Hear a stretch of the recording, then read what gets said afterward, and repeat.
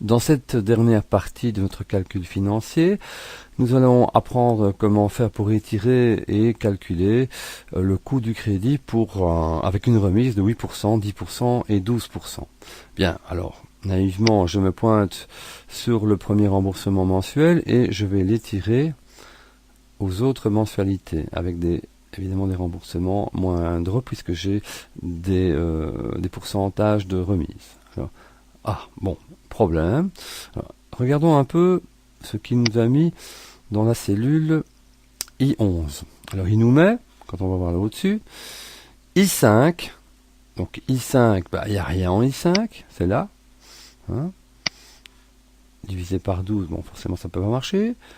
I6, alors I6, de nouveau, il n'y a rien. Et puis I10 comme troisième argument, ça I10 évidemment il y a quelque chose. Donc, qu'est-ce que je dois faire? Je dois revenir ici, donc je vais annuler évidemment. Je reviens ici, et donc, je dois lui dire que c'est obligatoirement la case H5 qu'il va chercher. Donc je vais mettre, comme précédemment, le signe $. Voilà. Et également pour H6, puisqu'il ne peut pas aller dans I6, puisque dans I6 il n'y a rien. Voilà. Bon, pour notre premier remboursement mensuel, ça ne change rien. Par contre, lorsque j'étends, je devrais avoir des valeurs un peu plus intéressantes. Voilà. Donc ici, effectivement, si j'ai 8% de réduction, je ne paierai que 125,17 par mois. Dans le cas où j'ai 10%, 122,45. Et dans le cas où j'ai 12%, 110,15. Bien. Alors, maintenant, travaillons sur le remboursement total. Je vais essayer de faire la même chose, donc d'étendre.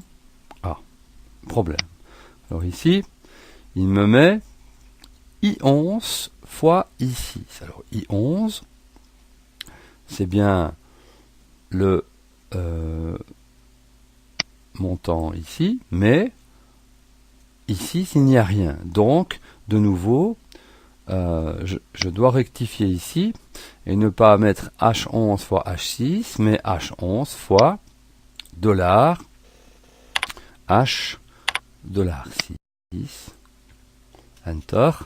Et donc maintenant, lorsque j'étends cette fonction ici, j'ai bien le remboursement total qui va évidemment diminuer en fonction du pourcentage que le commerçant va m'accorder.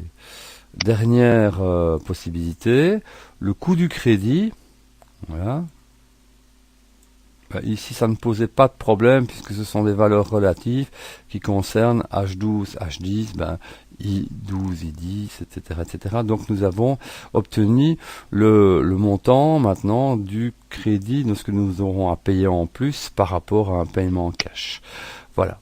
Alors, vous pourrez évidemment revoir cette leçon à votre aise, de manière à pouvoir retravailler cette fonction financière, mais en ce qui nous concerne, pour le moment, c'en est fini avec cette partie du crédit pour le matériel de bureau. Fin de la leçon.